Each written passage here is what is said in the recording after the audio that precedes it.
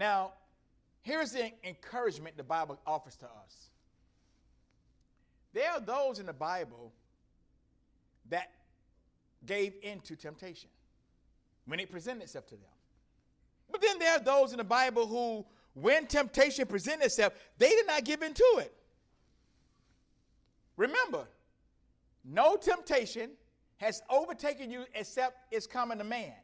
But God is faithful, who will not allow you to be tempted beyond what you are able, but with the temptation will also make a way of escape that you may be able to bear it. The problem is sometimes we don't want to escape. I said this before, but it's going to help some people that didn't hear it. Social media is a great platform to get information out.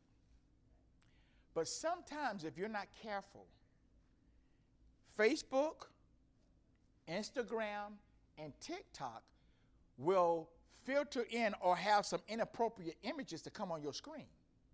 And if you're not careful, it'll just be sitting on your screen dancing.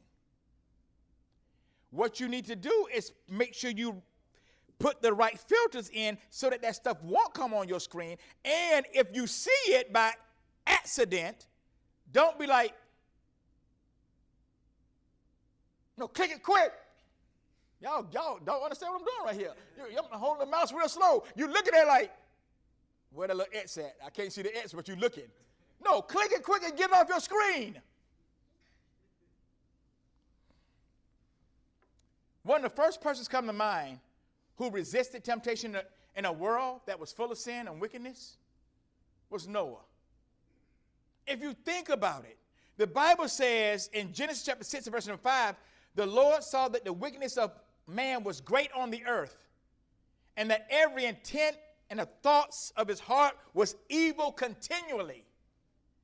This shows us that people gave into temptation constantly because it was sin and wickedness continually. Jesus gives us an insight on what was going on in those days.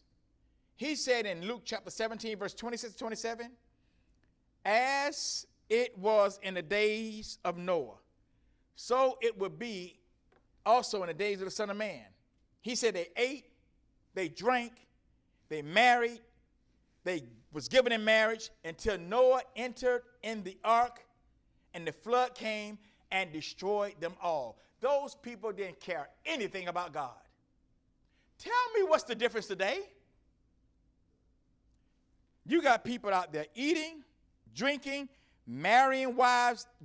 They're being given in marriage, and they have no care about what God says. None. And that's what Jesus says. It's going to be the same thing when God sends Jesus back. It's going to be the same type of behavior that people are going to be salivating in their sin, and God's going to come and wipe them all out. But Noah, his sons, and their wives resisted temptation, although it was all around them. They did not give in to the temptation.